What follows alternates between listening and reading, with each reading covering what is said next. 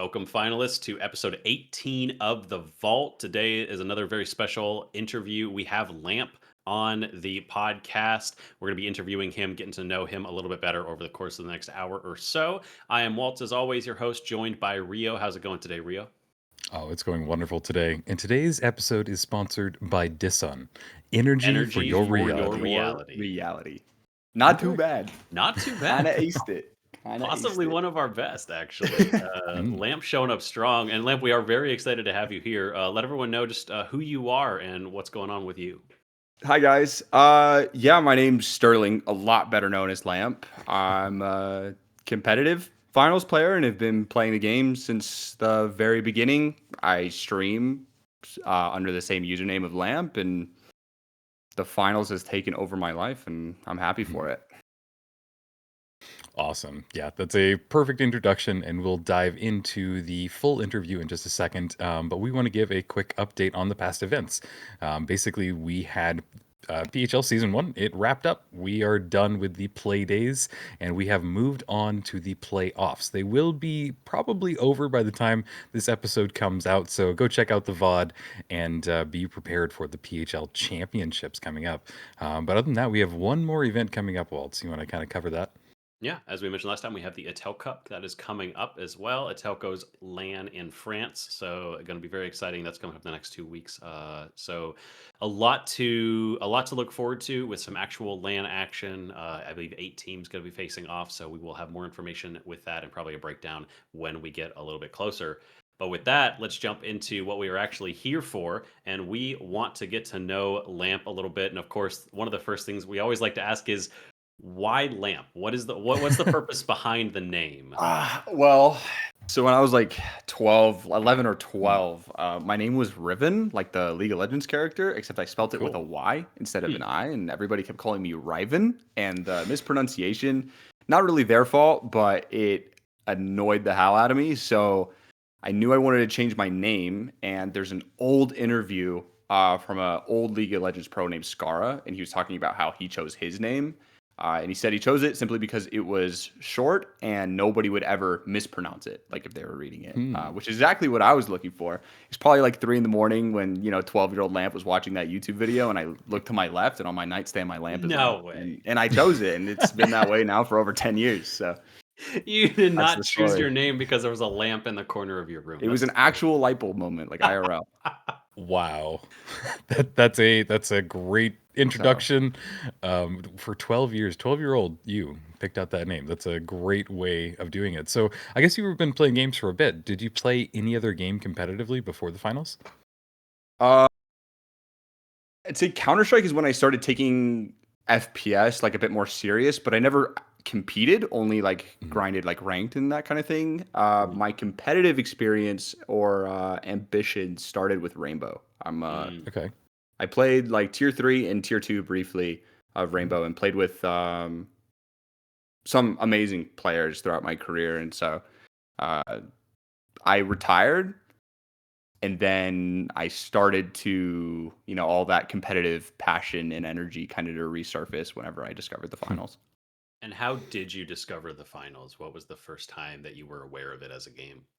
Um, my very earliest memory is actually probably whenever it was very first added to the Steam store. Like, to my Mm. knowledge, like, I don't actually know this to be a fact or not, but um I remember one of my friends referencing the game, and I remember looking at the Steam page. I hadn't even seen gameplay. I just remember one screenshot, and then during the open beta, I was just playing Counter-Strike at the time. I was retired and not really playing video games all that much, just like League or Counter-Strike, like with IRL buddies.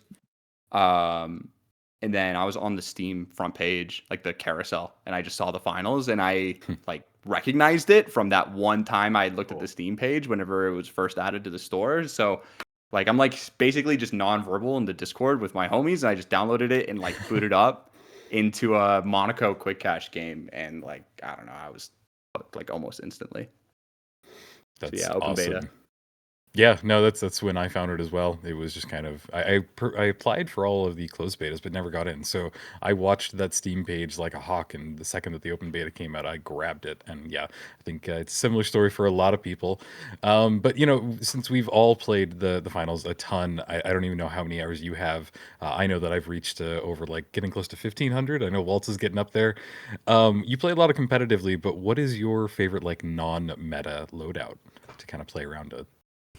You're not going to catch me too often running anything than SA12, but like if I had to choose, medium revolver, like Okay. with kind of any combination of utility. Typically, it's just DMAT, goo, and pad, just because it's you know a lot of survivability and you just kind of get to do whatever you want. So like running around with the revolver is has been a new passion of mine. So if I'm playing World Tour or just not playing necessarily to win, you're gonna find me on that. I think I'm actually one of the better revolver players in the world. Okay. Ooh. My revolver's pretty nasty. Hey, on out. I love it. Is there so is revolver one of those weapons, or is there like a different weapon that you would like to see be meta? Like I mean, are you just a fan of the SA12 and you'd like that to stick around forever? I mean, like for heavy specifically, as far as weapon Sure. Yeah. meta. Let's go heavy.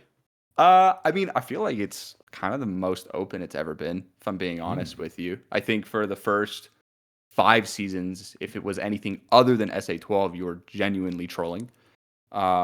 Obviously, Embark's nerfed it time and time again, and admittedly, he's probably nerfed it whenever it didn't necessarily need the nerf. Because in my honest opinion, the other like heavy weapons, outside of two that I'll mention in just a moment here, just kind of felt really underwhelming and not that much fun to play. And so I felt like it was just SA12 because it complements the playstyle and what the heavy wants to accomplish and generally speaking, just feels more impactful relative to the other weapons that Heavy has access to.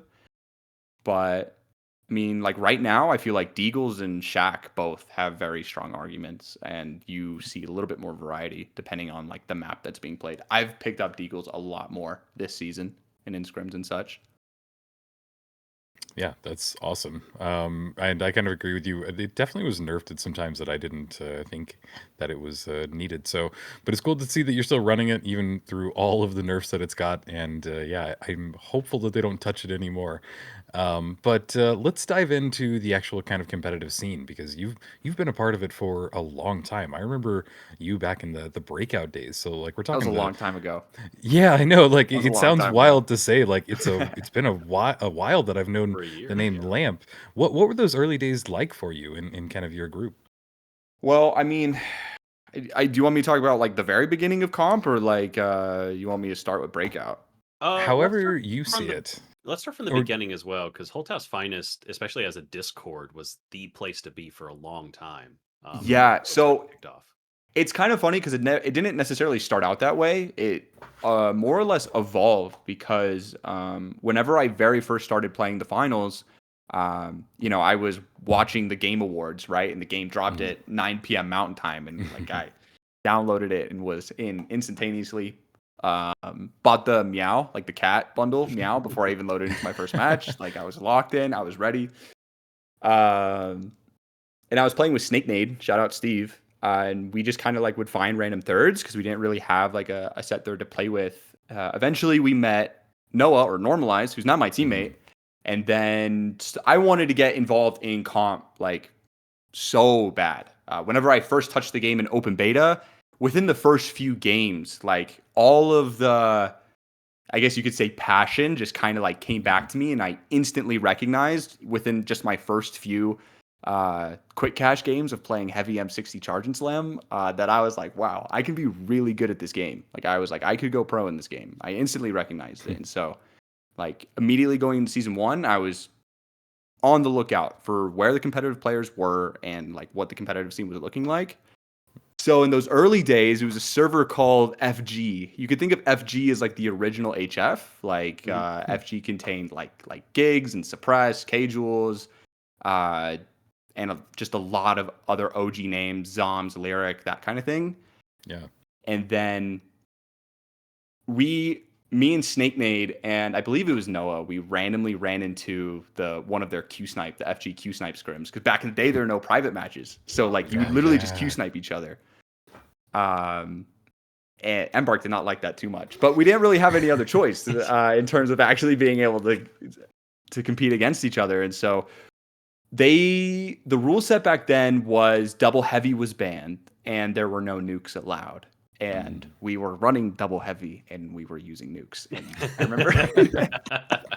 I remember I remember they would they came into my scrim or my chat. I think it was a player named Harvindor, really good OG season 1 heavy player.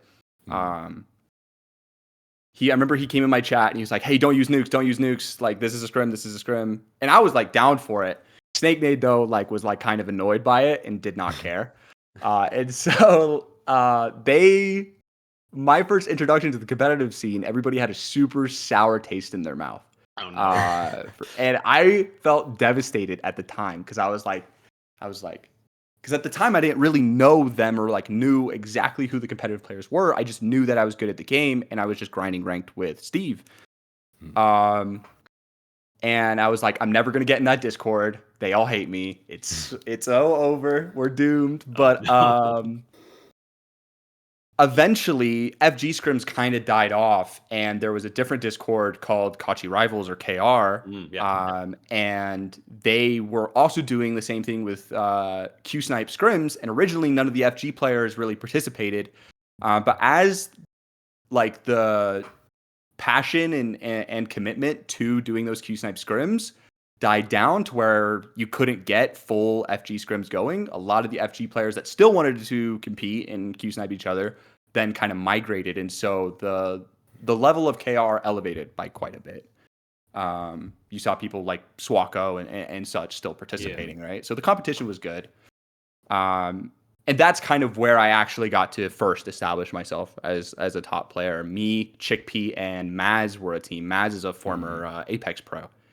Super talented.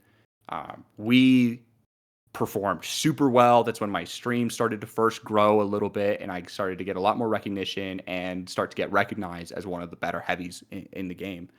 And then soon after, I did get invited to FG thanks to Listic. I don't know if you guys are familiar with Listic, but probably the best EU heavy, especially at the time. And he's the one who taught me how to play the game. So he plays for Virtus Pro now in Deadlock. And so I hope he's doing great. But yeah, Listic's a super cool guy. And so that's kind of how it all started. But at the end of season 1, Noah, who is now on my team, so it's now me, Noah, and Maz. And then that's when you saw the Birch roster start to formulate, where Chickpea, Z, and Swako started playing together. Noah was in high school at the time, and he was playing so much of the finals that he got grounded. So Noah got grounded, and then and Maz was just super jaded on the game because the only time Embark had ever publicly made any comments about esports for the game was that, for the foreseeable future they weren't going to be working on it. You know what I mean?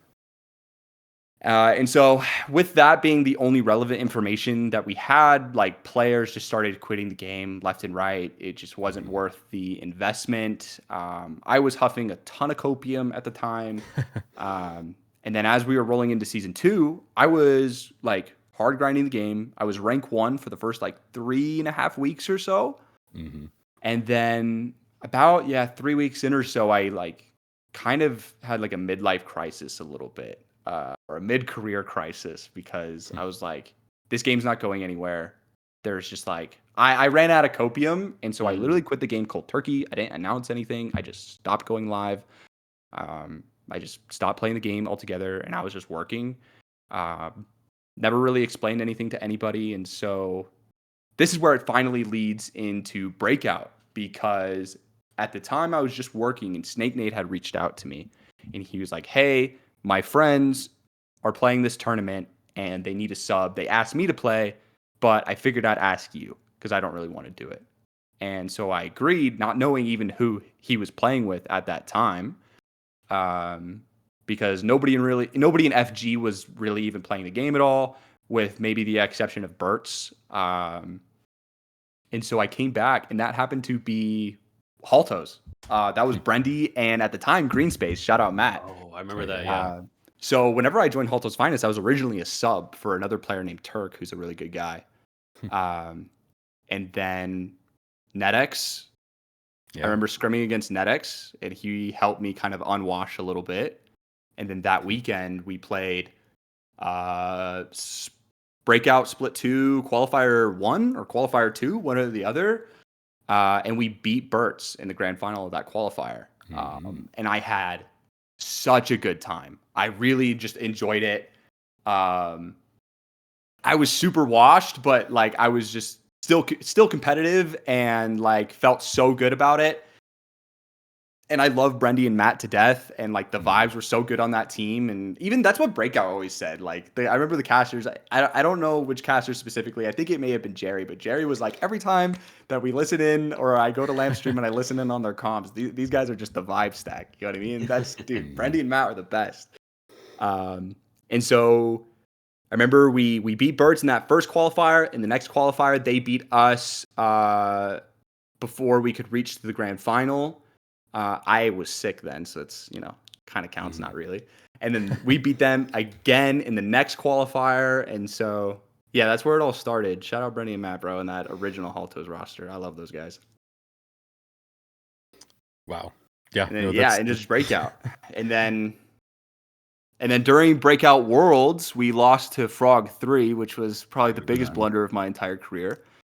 I had an injured wrist. My whole forearm was like almost doubled in size, and I was fighting through the pain during that game. And we won the first game pretty handedly, like what was to be expected. Nobody would have thought Frog 3 could have beaten us. And then my wrist really started nagging me towards that end of the first game, and then by halfway through the second, I'm just like, oof, yeah, like can't even move my wrist left and right completely. Like, yeah. I was basically aiming with a 2x4 strapped to my shoulder.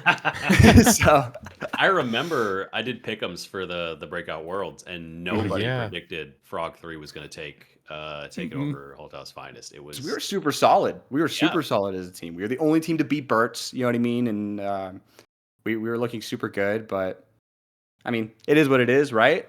And then everything kind of developed from there. I would try to think like what followed Breakout, because there really wasn't. There was a huge drought in comp in terms of like actual events that followed Breakout. Because I feel like it was basically PHL Season 0 was like the next thing that kind of came around, right? Am I mistaken? Yeah. No, it was, there were a couple Pro Hub Sundays, and then that's right. There was the Esports Jungle Rumble that happened right before Season 0. So that was it. I mean, like for a while there was nothing. Yeah, I do remember the Pro Hub Sundays. That's when we grabbed Commit, and it was me, Brendy, and Commit, and Matt, who is super locked in on school, just kind of took a step back a little bit, and then we were able to pick up Commit, which was awesome. We actually kind of planned for that when me and Commit were in San Diego at TwitchCon for the Season 4 release. I remember like talking to Commit about playing with me and Brendy.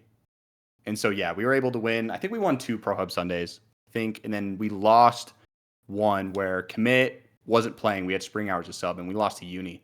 That was kind of Uni. That was Uni's very first tournament win. Uni was scary, bro. Like that.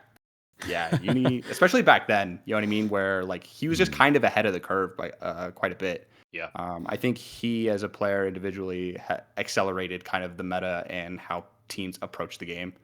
Wow. But no, I definitely agree with you on that, and it's cool to hear your perspective on like when somebody like big like that jumps in there. But we've talked a lot about kind of the esports of the finals. We've gotten a lot of history. Where do you think we are right now? Do you think that it has a ways to go? Where do you just kind of feel? Does it need something else? I'm just curious your perspective on that. I mean, right now, I feel like we're just a little bit in purgatory until the major happens. I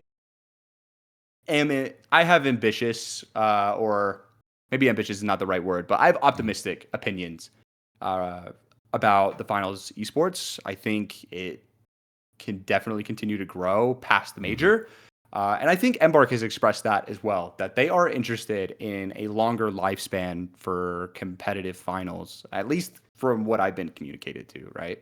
Yeah. But again, like those are all just like more or less goals. Those aren't necessarily like set plans. You know what I mean? Embark hasn't released like a competitive roadmap or anything of that nature, right?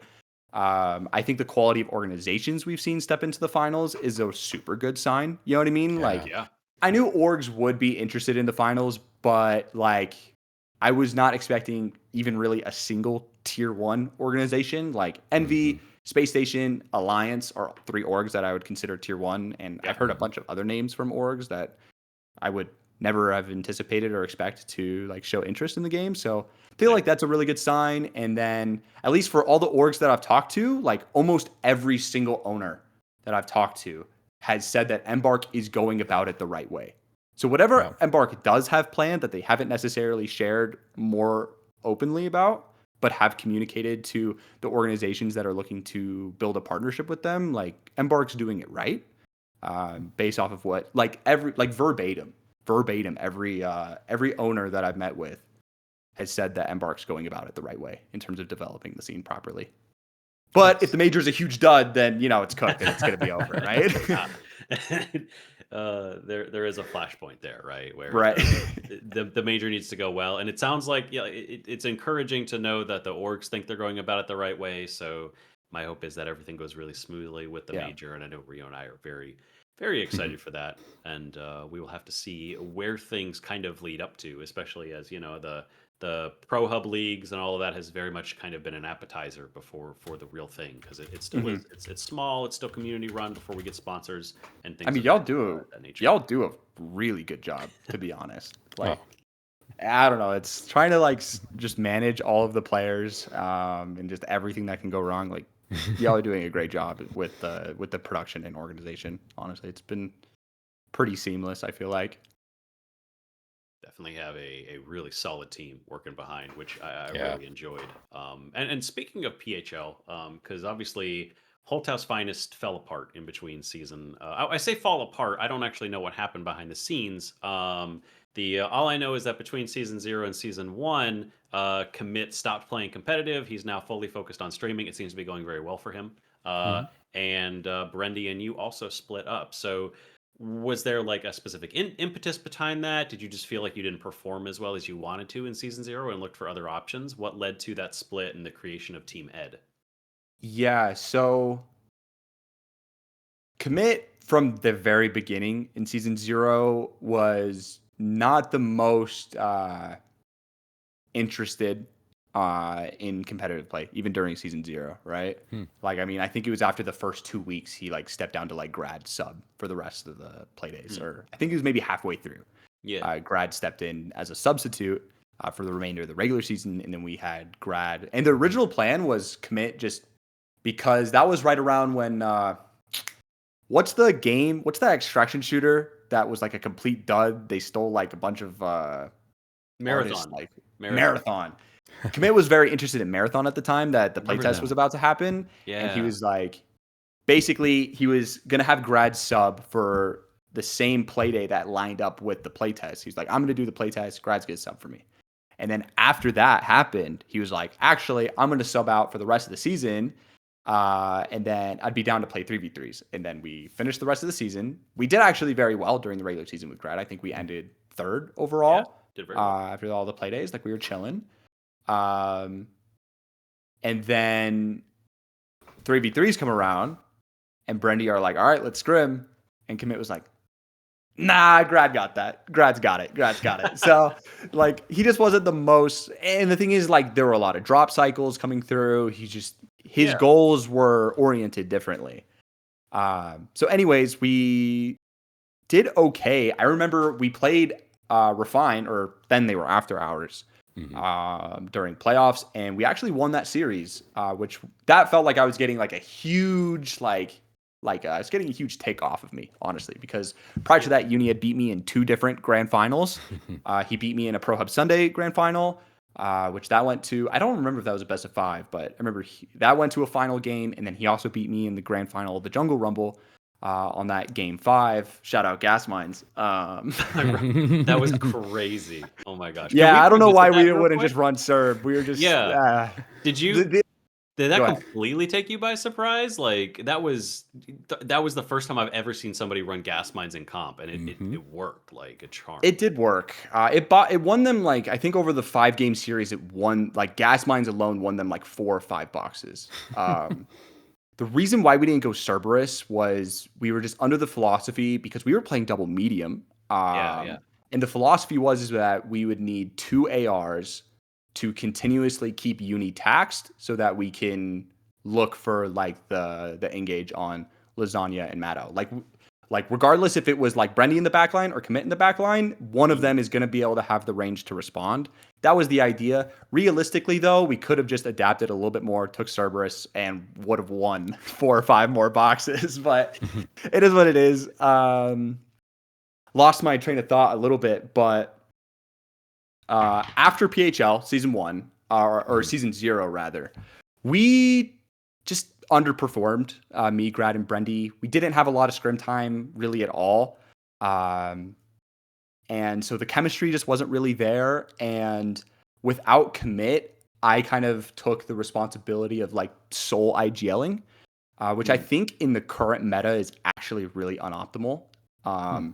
Because, and I can talk about Team Ed and how this kind of evolved in terms of how we communicate with each other and how we play amongst each other. But I think in the current meta with Kite and DMAT and such, I was almost micromanaging in terms of be like, okay, let's DMAT this wall. Let's go here. You know what I mean? And it started to kind of distract me from my own play, which I think when I was playing with Commit and he would make a lot of the calls, it allowed me to focus more on my game.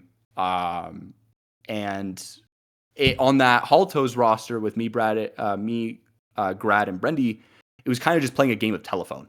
And so it always felt like we were a second and a half or 2 seconds behind. And if we weren't synced completely, we were super far behind on where we needed to be and what we needed to be doing.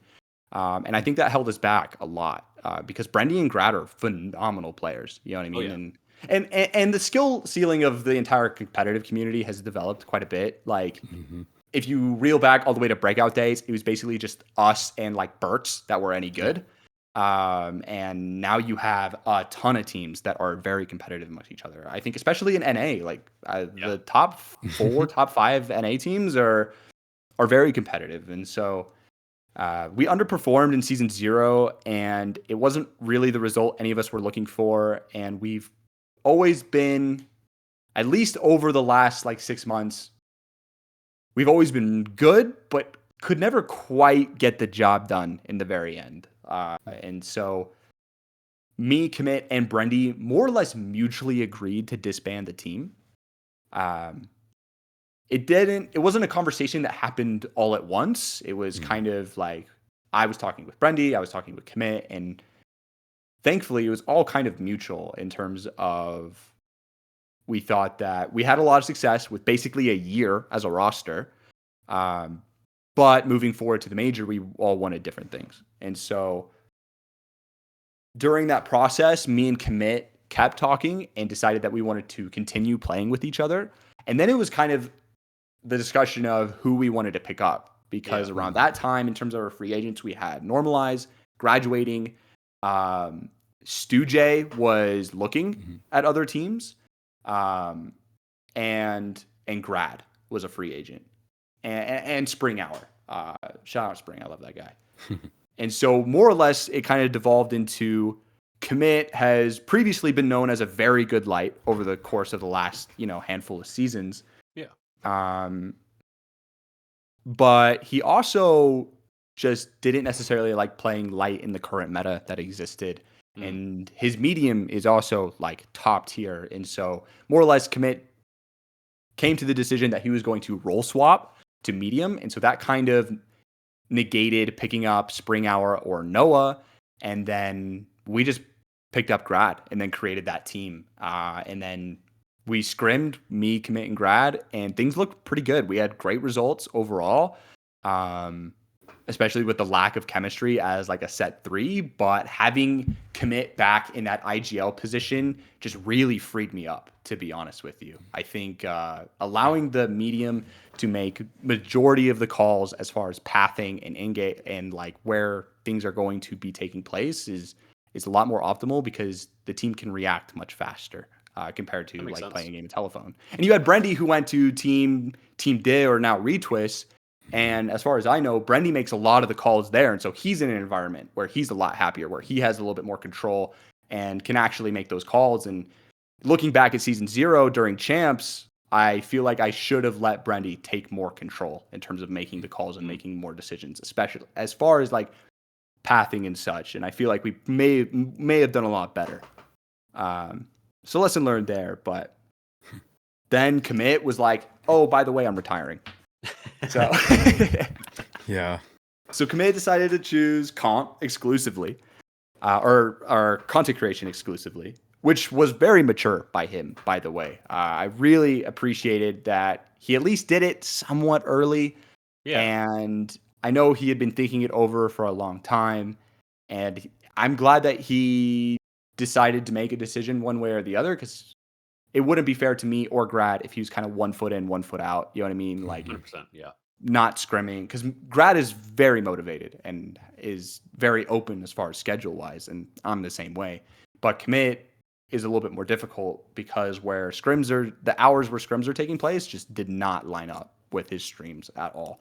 And so he decided to retire, and we basically literally picked up Noah within like 20 seconds of that decision being made. Like he was like, we were in a hidden channel in Holtow's, and then I remember like clicking on his username and like dragging him down to our channel and dropping him in. I was like, Noah, play on my team.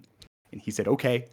Because at that time, Noah was creating a team with Uni and Arok, with Arok on heavy. Oh, wow. Okay. They were super good. Glad that team didn't, glad that team doesn't exist. But Arok more or less retired to focus on school. And they were really struggling to find a heavy, Noah and Uni.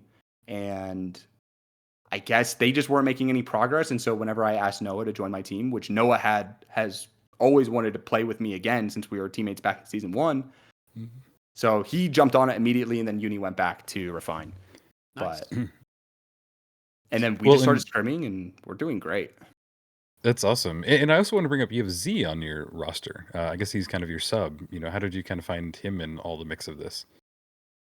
Well, Noah went to a family wedding he was going to be out of town for Playdays 4 and 5, or 5 and 6. Mm-hmm. 5 and 6, he was going to be out of town. And so we needed a sub, and wasn't a ton of options, but I asked Z. And when I first asked Z if he wanted to play, like the first thing he asked me was like, is it 12s? He's like, is it 12s? I was like, yes, it's 12s. Yeah. He's like, how long? He's like, what are the dates? And he's like, I'm horrible at 12s. But I was like, Z is like one of the best mediums in the world. Oh yeah. And is super sound and has such a good feel for the game. He might be a little rusty simply because Burt's is just not active, right? But Z still plays the game every once in a while. He doesn't like play ranked at all. But he still like he plays pickup games and fills for scrims every once in a while. And so we grabbed Z as our sub and played a few scrims before we did our Playday number 5. And we didn't like do amazing or anything on Playday number 5, but we did enough. And Z actually won us a game single-handedly. Wow. On 2 occasions, actually, because we won a Skyway game and we won a Vegas game. And he was the sole reason why we won the final box to secure first place in both of those maps. So could not be happier with having Z around. That's awesome. Definitely feels like you guys obviously did perform incredibly well. Now that the Playdays are over, you are in first place by a solid 100 points. It's clearly worked out for you guys. In season 0, it took several Playdays for a team to win 4 in a row.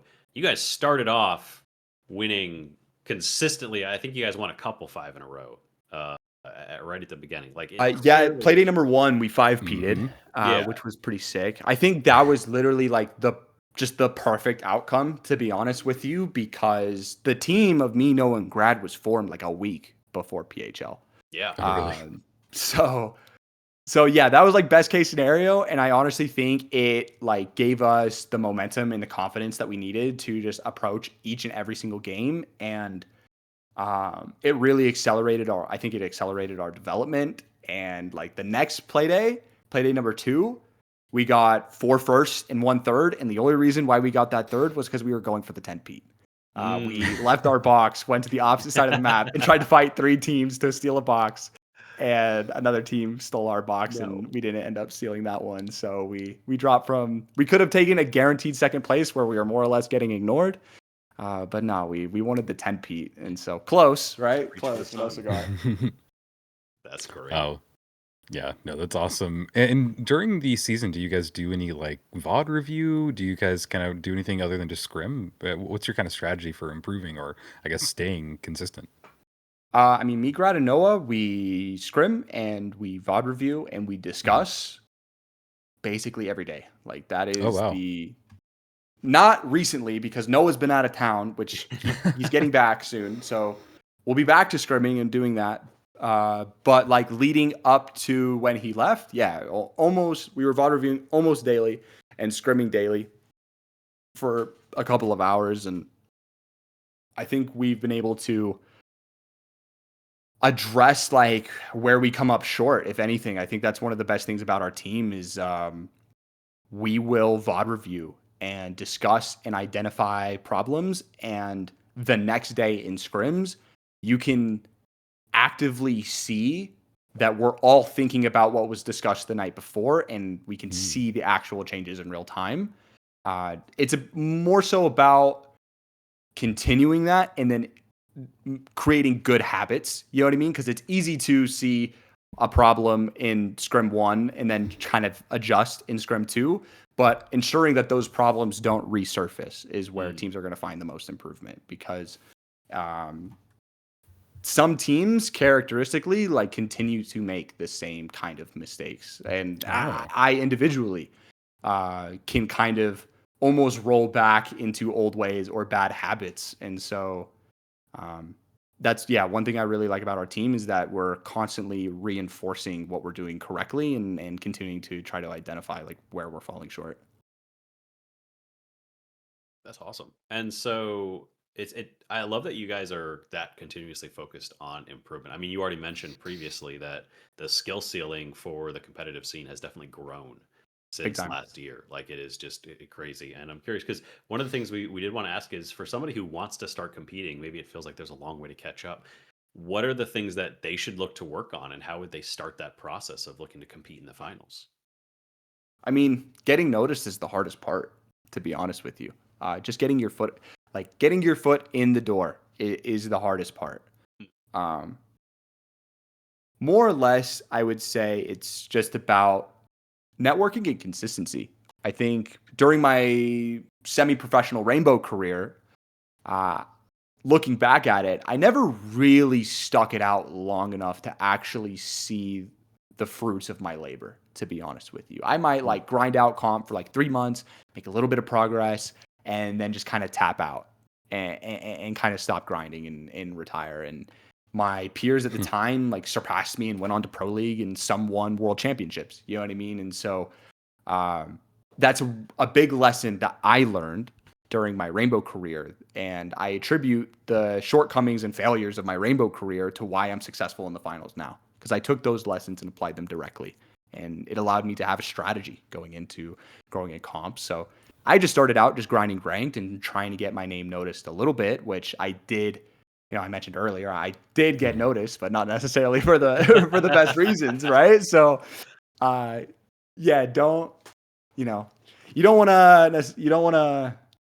kiss anybody's butt, but you definitely don't want to upset the people that could lead to you developing further. But yeah, if you were trying to start in comp, find where the communities are at your current level. I think it's going to be easier for people to get into comp the longer that the finals competitive scene exists. I think you see that in basically every other esport. Rainbow is a very solid example. Like back then, there was Pro League, Challenger League, and then there was like one like legit community tournament called CCS. And now there's like a million community leagues for Rainbow for more or less every skill level. Like there's tournaments and tournament organizers that are hosting events for players that are like plat and gold and like still in the very early stages of their competitive career. And I think that's going to follow in suit with the finals so long as the competitive scene thrives. I think like in Counter-Strike, it may be more competitive now because there's so many more players and the player pool and talent level has increased. But career-wise, it's almost easier because there's more facilities for players to actually get involved. And so right now, it's people like PHL, like Ape Squad, that are really going to be the best reason or the best vehicle for newer players to develop their competitive career. Like once a pro league is finally established, Ape Squad and PHL cannot disappear. You guys are integral to the, and I mean that. I mean that. I'm not just glazing. You guys are integral to the competitive scene for the finals in terms of the amateur scene and allowing players to compete and develop. That's where it all starts. So get involved, try to meet as many people as you can, and stay consistent at it. I've been playing competitive FPS for close to 10 years. You know what I mean? And I'm finally now starting to get somewhere. You know what I mean? And I probably would have had a lot more success a lot earlier if I just stayed consistent. It's going to take a long time. That's a great way of looking at it, and I think that's some actually really good advice, especially about finding a tournament or a group that is playing on your level, because I think that might be the easiest entry right now into the scene. So everybody out there, I think that's some genuinely good advice. But that's going to bring us to the end of our interview today. So, Lamp, where can everybody find you? Any shout outs you want to do, or just kind of anything? This is your soapbox to kind of let everybody know what is going on in your world. YouTube videos coming soon-ish whenever I muster the motivation to upload a video and then stay consistent with that. But if people want to watch me play, twitch.tv/lamp. I'm live close-ish to every day. I'm currently in the middle of a move, so and with Noah being gone, we haven't been scrimming, so my streams have not been consistent as of recent. But I mean, for the month of August, it's all going to be basically daily. I just stream until I just tap out mentally and have to take a day off. So sometimes it's 11, 12, 13 days in a row, and then I just collapse a little bit. But twitch.tv/lamp, and lamp is cute on Twitter. I need to start using that more, and now especially that just the scene is continuing to develop. And but yeah, I really appreciate you guys having me on. This was fun. Thanks for inviting. I just yapped for like an hour, but y'all are great listeners. It was fantastic having you on. No, you were fantastic and a big pillar of the community, and so we appreciate you and thank you for coming on. If any of his stuff sounds interesting, check the description. We will have links to all of that down there, so you can check out his stream, check out the videos as they come out. If you enjoyed what you saw here, make sure you subscribe, give us a follow, because there will be more interviews coming in the future with other people like Lamp, and hopefully as well spoken as Lamp is as well. So again, thanks Lamp for coming on. We really appreciate you. That's going to be it for this episode. We will be back soon with another one, but until then, we will be right here on The Vault.